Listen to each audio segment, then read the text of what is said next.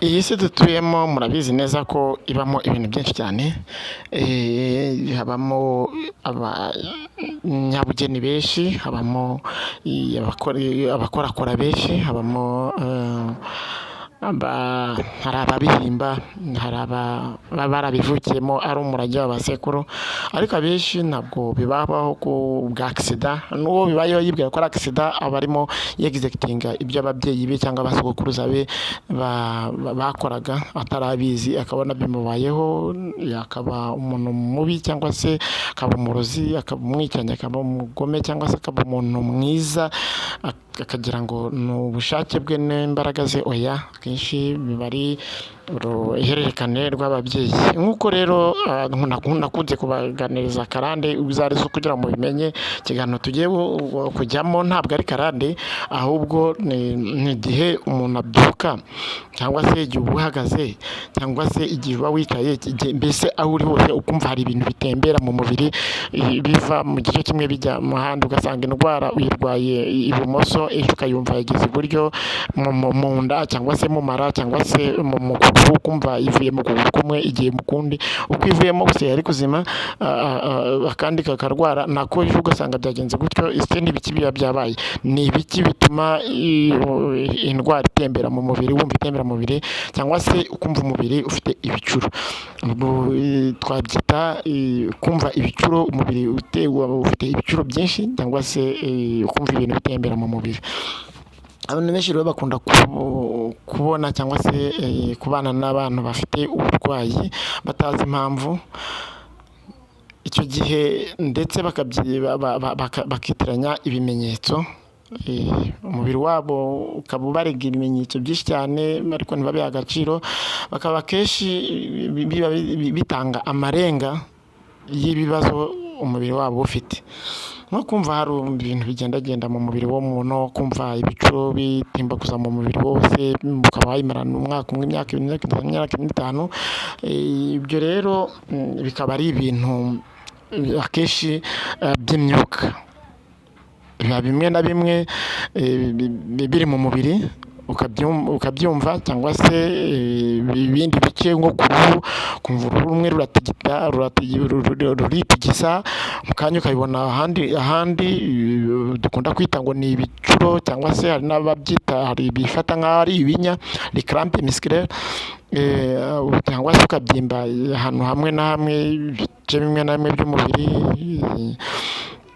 ibintu byimuka, ugasanga hari habyimbye mu kanya so habyimbye, hagasigara ari hazima. Ibyo rero bikaba ushobora no kubyumva igihe waba wicaye cyangwa uryamye uri maso cyangwa se usinziriye, ibyo bikaba byakubaho. Ushobora kumva hari ikintu kigukirigita haba mu muhogo, umuntu akaba akakubwira ati hari ikintu numva mu muhogo cyafashemo nkaho hari ikintu namize kandi nta kintu namize, ibyo bintu ni ibiki? Hari ukumva hari ibintu bigiye gusohoka mu kibuno muri anisi ntigisohoke, ugategereza ko cyasohoka ukakibura, haba mu kanwa ukakibura, haba mu kibuno ukagira ngo ni inzoka zigiye gusohokamo ukazibura. Icyo gihe rero ni inzoka z'amashitani baba bakuroze, ni roho ziba zaje gutera, baba baguteje nyine, bikozwe n'ubizi n'uburyo ki abazi ko bizakugeraho. Ababizi mushobora kuba muturanye, mushobora kuba ari umuvandimwe wawe, mushobora kuba ari umuntu rimwe na rimwe akenshi, ariko ibi ni ibintu baroga bakabigutambika cyangwa se bakabikoherereza bari kure yawe. Ntabwo ari ibyo uba wariye, ibi ni ibyo bagutega ukabitambuka cyangwa se bakabikohereza bari kure yawe. Umubiri w'umuntu rero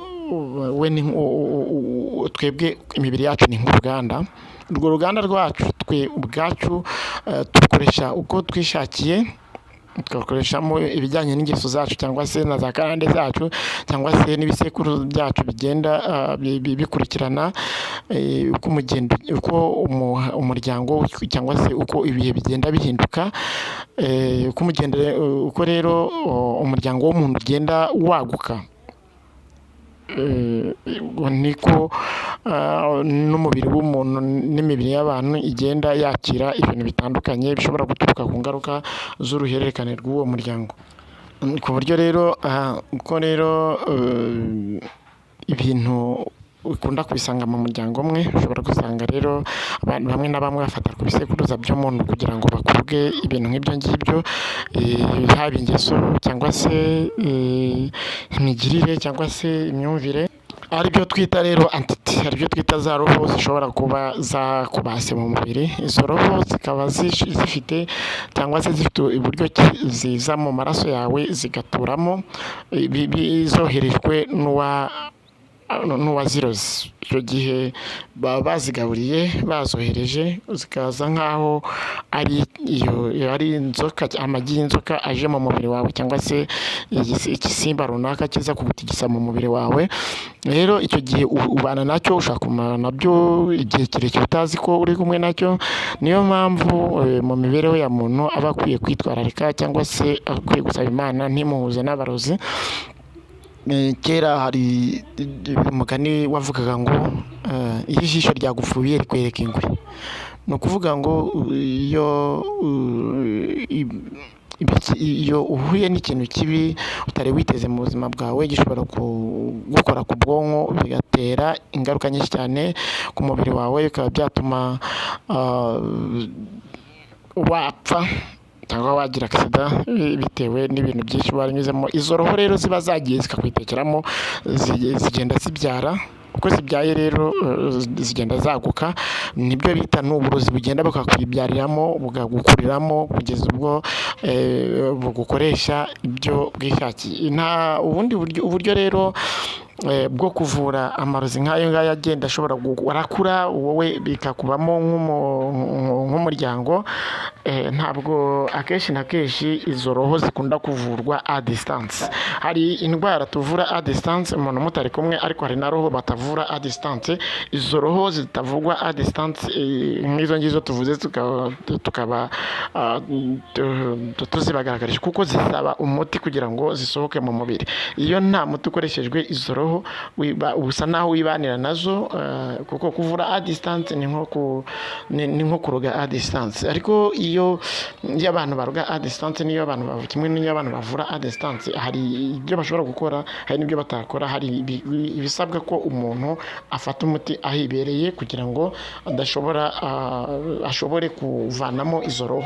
Niyo mpamvu bamwe na bamwe mu bavuzi indwara bisaba ko baryamisha abarwayi, baryamisha abayoboke babo mu rugo kugira ngo bashobore kubavura bari impande yabo. Akenshi bifasha ko izo ndwara rimwe na rimwe zihita zinanirwa gukomeza gufata umuntu, kubera imiti ziba zitinya aho umuvuzi aba akorera. Aha rero tutabatindiye, nkaba naberekaga ibiba byabaye kugira ngo umuntu abe yafatwa no kuba yumva ibintu bimufata mu mubiri, biba byakoreshejwe n'uburyo kiba babikoze. Hanyuma tukanabegeza ko tubivura 100%. Uburozi nk'ubu turabuvura bugahita bukira, ariko nk'uko twababwiye hari uburozi busaba ko umuntu muvura kubera ko ahari. Iyo uburozi bwananiranye bukanga imiti, bisabye ko usanga muganga ukamwegera akagufasha muri kumwe, kuko izo ndwara nk'izo ngizo iyo udafashije umuntu muri kumwe bituma hamuviramo urupfu, kandi ari indwara zikira. Murakoze rero, ibihe byiza. Abantu bafite ibibazo bigoranye by'ubuzima bishobora gutuma batakaza ubuzima, ni karibu baza tukabafasha bari hafi, cyangwa se mu buryo buboroheye kandi bwabafasha. Mugire amahoro, nimuze kandi nimwitinye, nimugire ipfunwe ryatuma mutivuza. Ipfunwe ntawe urigira arwaye. Iyo urwaye urabanza ukivuza. Wa muntu uguseka, wa muntu ubona ko yagiriye impungenge z'ubuzima bwawe, uramureka mukazahura uri muzima atakikubona nk'ikibazo. Rero nkaba nabaganirizaga iki kiganiro ngira ngo mwumve indwara tuvura n'imiti tuzivuza zo irahari, kandi irabivura neza bitagoranye, ariko bisaba ko imiti muyikoresha mu buryo buri bwo n'igihe kiri bwo, kandi